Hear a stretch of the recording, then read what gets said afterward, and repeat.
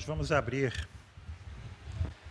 dando sequência às nossas meditações em 1 João, capítulo 4.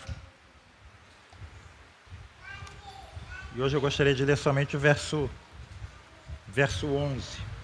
Nos versículos anteriores, o apóstolo João, como vimos, nos levou a meditar no imensurável amor de Deus. E agora ele vai concluir o pensamento dele com essas palavras. Amados, se Deus assim nos amou, também nós devemos amar uns aos outros. A Bíblia Viva, ela verte esse mesmo versículo da seguinte forma: queridos, visto que Deus nos amou tanto assim, é evidente que nós também devemos amar-nos uns aos outros.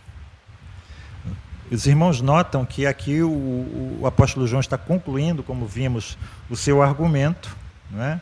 E ele continua, como vimos na semana retrasada, fazendo esses, digamos assim, essas viagens, esses trajetos da terra para o céu, do céu para a terra e aqui novamente do céu para a terra. Nós vimos os versículos 9 e 10 apresentando um, digamos, resumo mínimo, um resumo básico da doutrina cristã. Nesses versículos nós podemos ver as doutrinas da natureza do homem, da pessoa de Cristo, da Trindade, da encarnação, da expiação e da ressurreição e da ascensão. Mas esse versículo agora, esse versículo 11, ele é igualmente essencial ao pensamento do apóstolo João, porque João aqui nos leva a nos examinar a nós mesmos por ele. No comentário de Lloyd Jones, no dizer de Lloyd Jones, esse versículo nos adverte que, acima de tudo, o cristianismo, o evangelho cristão, não é meramente uma verdade a ser contemplada, é isso também, mas também é uma vida concedida e uma vida que tem que ser vivida por nós.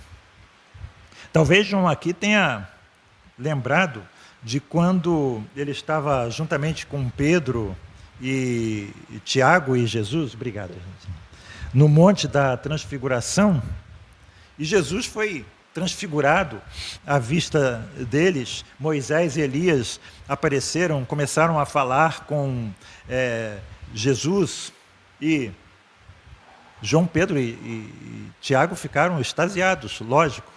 Lembram que Pedro, sempre muito rápido a falar, né? Língua solta, língua frouxa, sanguíneo, ele disse: vamos fazer 3 tendas aqui, uma para ti, uma para Moisés e uma para Elias, disse a Jesus.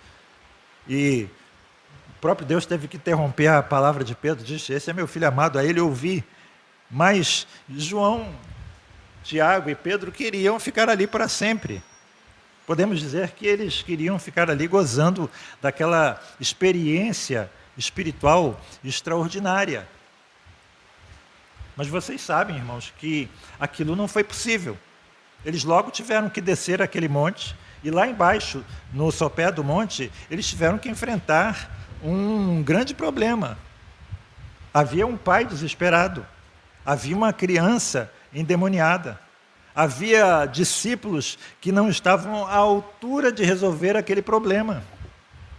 Então, irmãos, esse aqui é o tipo de coisa que nós temos nesses versículos 9, 10 e 11.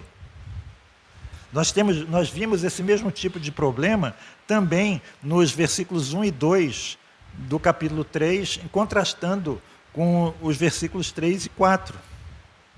Então, reparem, nos versículos 1 e 2 do capítulo 3, nos versículos 9 e 10 do capítulo 4, nós estamos, digamos, no monte contemplando a face de Deus. Mas nós não podemos ficar ali. Como disse Lloyd Jones, repito, o cristianismo não é apenas uma verdade a ser contemplada, é também uma vida concedida e uma vida que tem que ser vivida. Então, a nossa contemplação da verdade não pode ser algo meramente místico, não pode ser algo meramente teórico, digamos assim, inevitavelmente a contemplação da face de Deus deve nos levar, me levar e a você, a contemplar a nós mesmos e contemplar o rosto do nosso irmão. É isso que diz o capítulo 3, versos 3 e 4, e aqui o capítulo 4, verso 11. Ou seja, a contemplação de Deus, a meditação nessas grandes verdades, deve nos levar a fazer algo a respeito da nossa própria vida e a fazer algo a respeito da vida do nosso próximo. Se não for assim, essa contemplação é inútil. O homem, digamos, meramente místico, é exatamente o oposto daquilo que a Bíblia pretende que nós sejamos. Um homem meramente místico é exatamente o oposto daquele que é o nosso Senhor e que foi amigo de publicanos e de pecadores. O mero misticismo, então, digamos assim, a mera contemplação é a antítese do ensino do Novo Testamento. Se a contemplação de Deus não nos levar ao amor, não se manifestar na ação, não se manifestar nas boas obras, é tudo inútil. Por quê? Foi assim, diz 1 João capítulo 4, os versos 9 e 11, né, que Deus manifestou o seu amor entre nós. Amados, se Deus assim nos amou, da mesma forma nós devemos também amar uns aos outros. Nós não podemos separar esses versículos, irmãos. Nós não podemos separar aquilo que Deus fez por nós daquilo que nós vamos fazer por nós mesmos e pelo nosso próximo. E eu quero lembrar aqui, mais uma vez, é sempre bom, eu já lembrei isso tantas e tantas vezes, né, que essa é a forma em que as epístolas se estruturam. Essa é a forma em que as epístolas apresentam a doutrina. Primeiro, elas realmente fazem isso, elas apresentam a doutrina, apresentam o ensino a respeito do que Deus é e do que Deus faz por nós, e a seguir, né, ele vem e diz, portanto, o que é esse portanto? O que esse portanto introduz? A nossa prática. A apresentação da vida cristã. A apresentação da vida cristã na forma em que ela deve ser vivida. Isso é o básico do nosso ensino. Os nossos catecismos, eles se dividem assim. Se você pegar o Catecismo Maior de Westminster, está lá o título. Aquilo que nós devemos crer a respeito de Deus. E seguem-se várias perguntas. Aí chega na pergunta 90. Aquilo que Deus requer de você. A Bíblia é a nossa regra de fé, a doutrina e prática, a vida cristã. É sempre assim.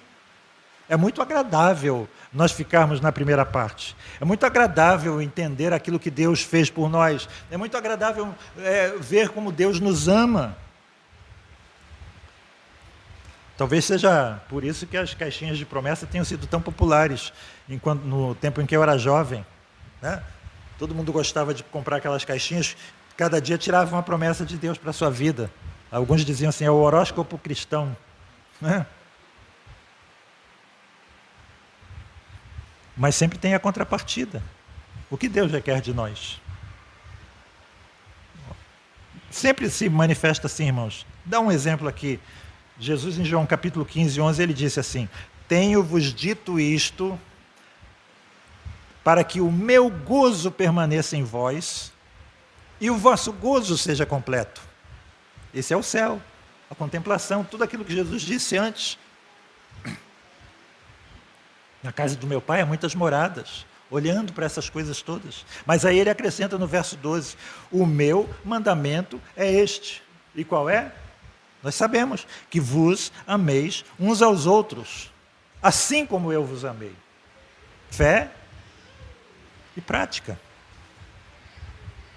Há uma paráfrase desse versículo que diz assim, se você realmente quiser que a sua alegria seja completa, você tem que pôr aquilo que você diz que crê em prática. Por isso que Jesus, no final do Sermão do Monte, diz o quê? Tem gente que ouve e não pratica. Esse é insensato. Os sensatos ouvem e praticam. Então, irmãos, vamos ver esse versículo na prática. Qual é o significado desse versículo na prática? Se Deus assim nos amou, é dessa forma que você deve amar, que nós devemos nos amar uns aos outros. Hoje à noite nós vamos ter a ceia do Senhor mais uma vez.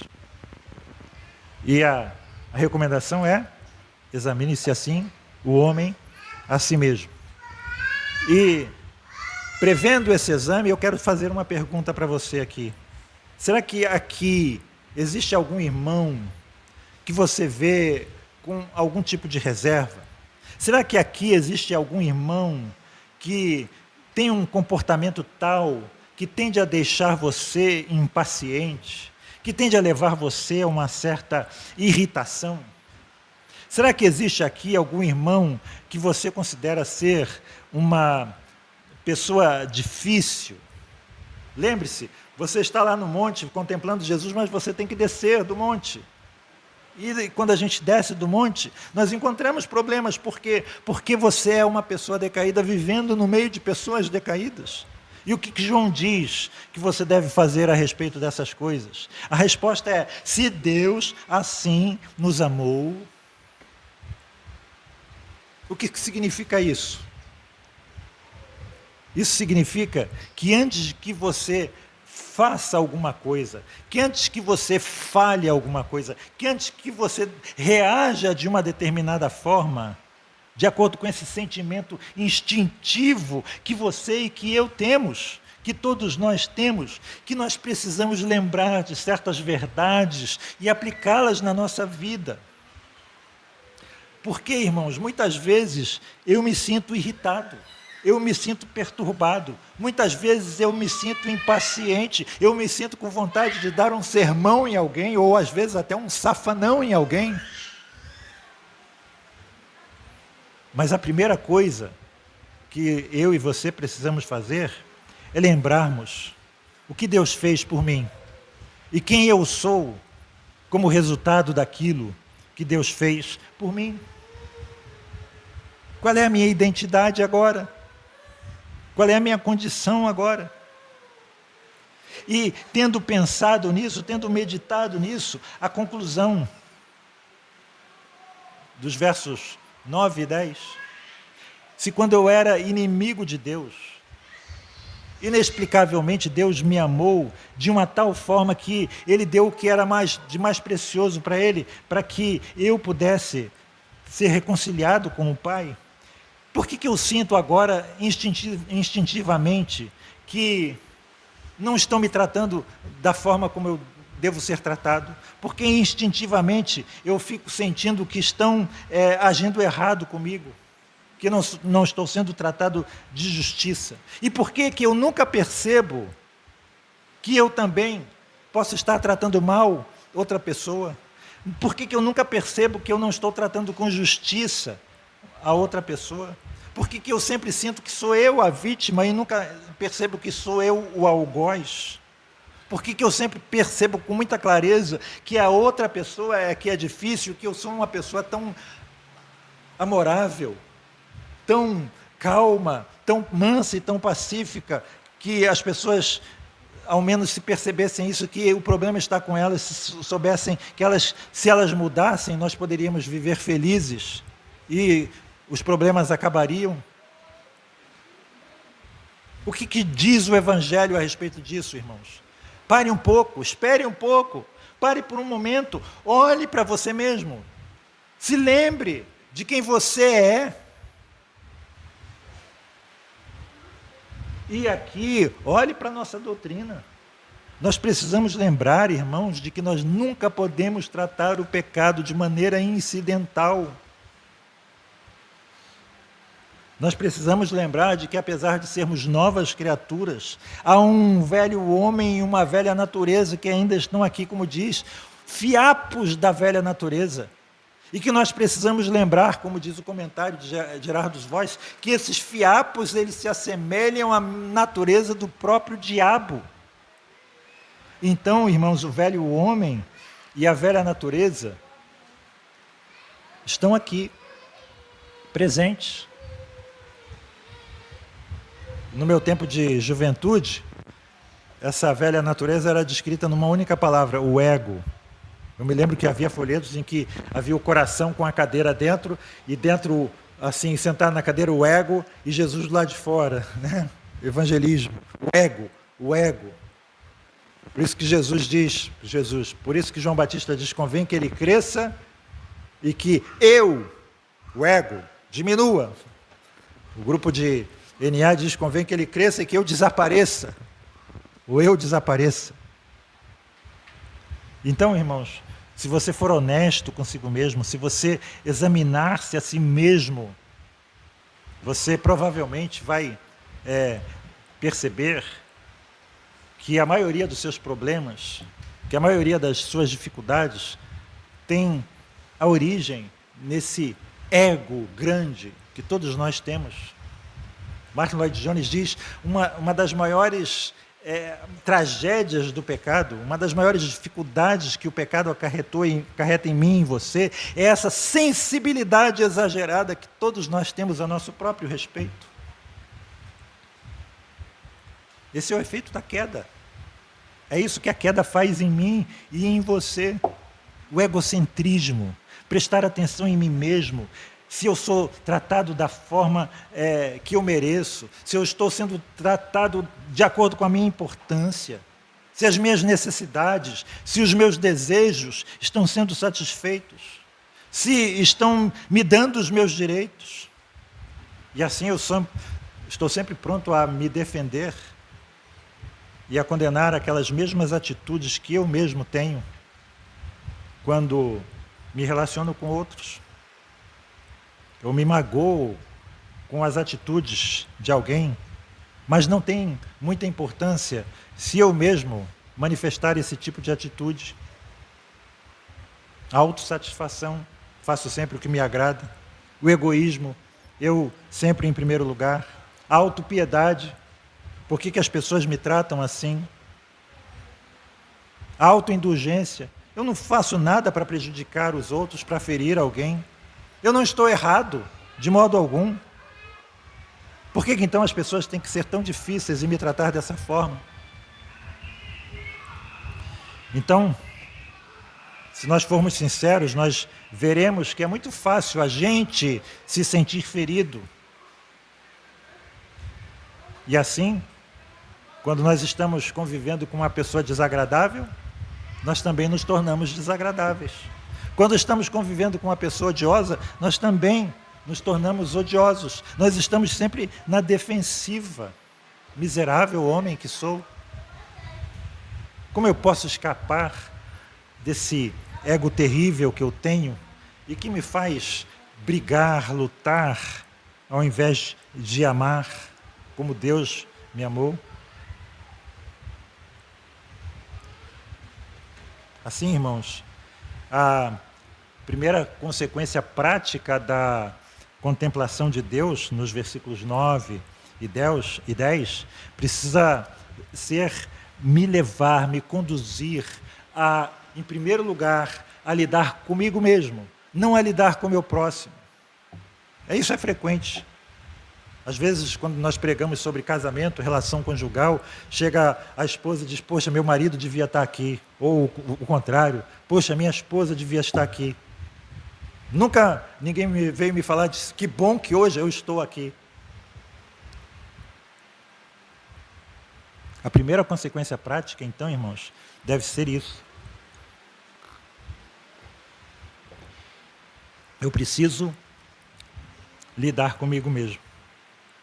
Eu preciso entender que não existe nenhum valor em ser ortodoxo, não existe nenhum valor em ser versado nas Escrituras, em decorar trechos inteiros, em conhecer doutrinas complexas, a menos que isso leve a você a se encontrar consigo mesmo e chegar à conclusão de que, de fato, foi algo absolutamente incrível, algo extraordinário, que Deus pudesse amar alguém como você.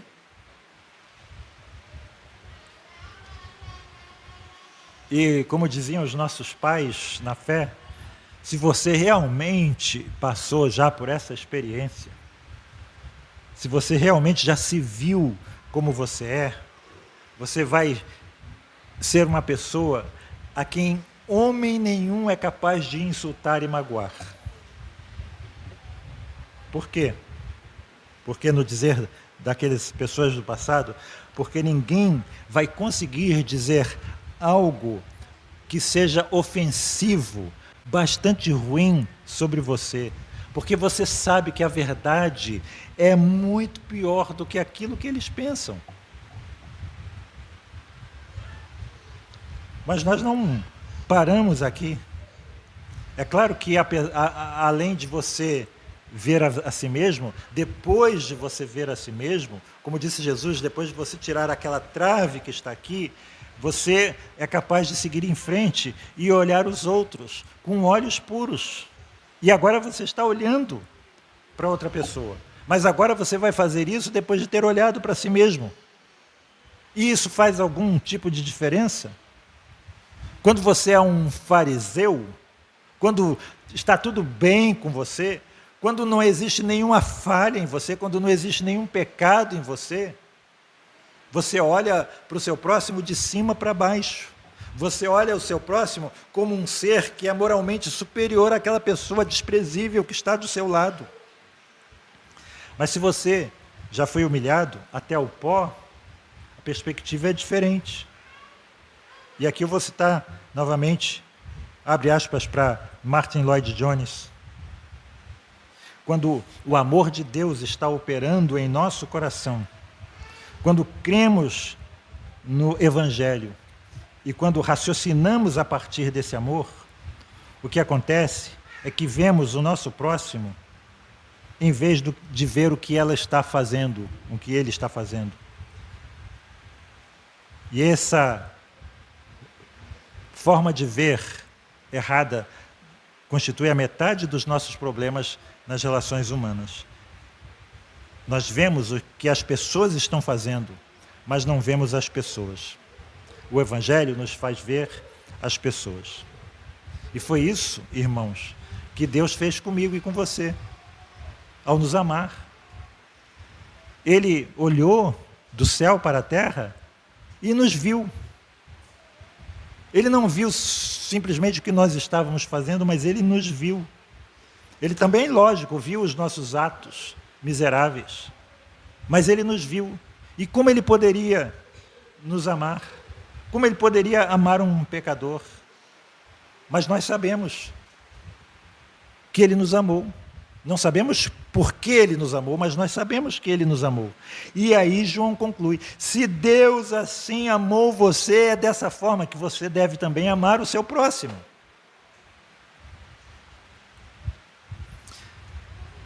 E já entrando no final, irmãos, eu lembrei aqui de Mateus capítulo 18, os versos 23 a 35, onde Jesus nos conta uma parábola de um rei que decidiu cobrar as dívidas dos seus servos. Os irmãos conhecem, né? E ele descobriu que um dos seus servos devia uma grande soma, 10.000 talentos. O homem não tinha nada para pagar a dívida. E aí o rei, né, ele ordenou que ele fosse preso junto com a esposa e com os filhos. Mas o servo se ajoelhou e implorou ao Senhor que tivesse misericórdia dele. Ele disse: tem paciência comigo e eu te pagarei tudo, verso 26. E aquele senhor perdoou a dívida do servo e o homem foi embora. E quando ele estava, digamos, descendo as escadarias do palácio, ele encontrou uma pessoa que também lhe devia uma certa quantia, 100 denários. E ele disse ao homem: me paga o que você está me devendo. Verso 28, capítulo 18 de Mateus. E o pobre homem, ele responde, da mesma forma que ele havia respondido ao rei: tem paciência comigo e eu pagarei a você. Mas o homem respondeu: você tem que me pagar agora. E como ele não tinha, ele ordenou que o homem fosse preso. E aí, nós sabemos, né, que quando o Senhor foi informado, o rei foi informado daquilo que tinha acontecido, ele condenou o servo injusto à prisão. E você lembra do final da parábola, daquilo que Jesus disse assim: assim também fará meu Pai Celestial a vocês, se cada um de vocês não perdoar de coração a seu irmão. Verso 35. Essas são as palavras do Senhor Jesus. E essas palavras deixam algo muito claro para mim e para você. Você sabe qual é a dívida do primeiro servo? Você sabe quanto vale 10 mil talentos? Eu fiz uma pesquisa ali, inteligência artificial, etc. E achei a resposta, o mínimo, 10 bilhões de reais. E o máximo, 18 bilhões de reais. Aquele servo, os 10 mil talentos representam entre 10 e 18 bilhões de reais. Você sabe o que é isso? 1 bilhão são 1000 vezes 1 milhão de reais. 1 milhão de reais já é suficiente, imagina 1000 vezes. Imagina 10 mil vezes, 18 mil vezes. E essa dívida foi perdoada, toda ela. Tudo. E o outro devia a ele 100 denários. Sabe quanto é? 10 mil reais. E ele se recusou a perdoar uma dívida de 10 mil reais diante do perdão de uma dívida de 18 bilhões de reais. Esse aqui é o retrato que Jesus nos deu. E qual é a conclusão que nós devemos chegar? Que a dívida que eu tenho com o meu Deus é impagável, é infinita. Se Ele me perdoa 10 bilhões de reais, 18 bilhões de reais, como que eu posso me recusar a perdoar alguém que me deve 10 mil? Vamos imaginar uma coisa aqui, irmãos. Vamos imaginar que você ganhe 10 mil reais. Quantos brasileiros chegam a ganhar 10 mil reais por mês? Não é mesmo? Você teria que trabalhar por 83 séculos sem gastar um tostão para conseguir ganhar 10 bilhões de reais. 83 séculos.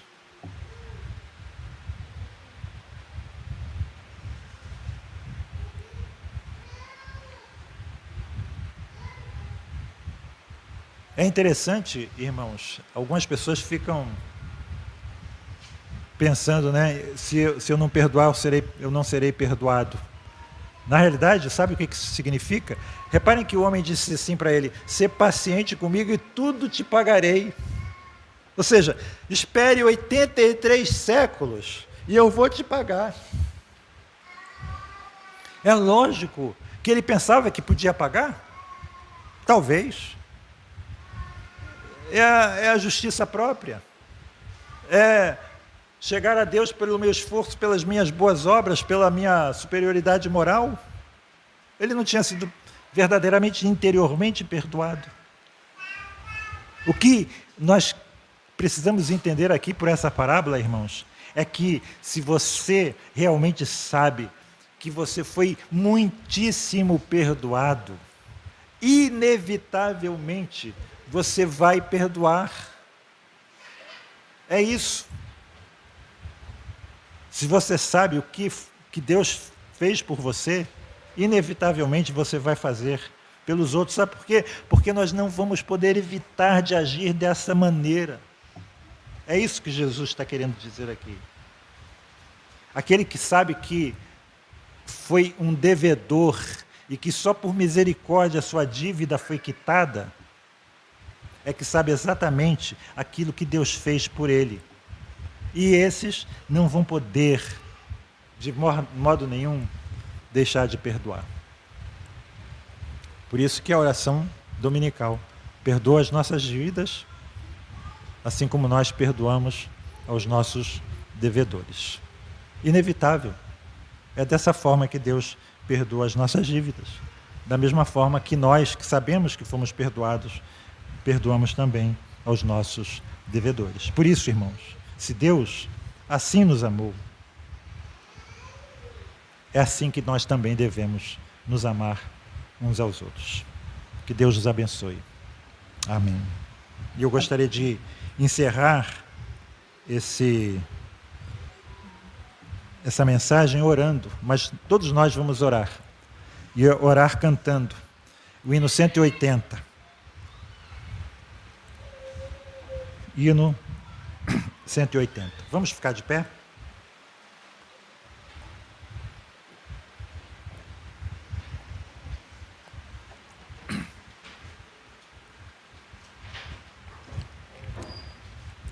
Jesus, pastor amado, louvamos-te hoje aqui, unidos pela graça, um corpo só em ti.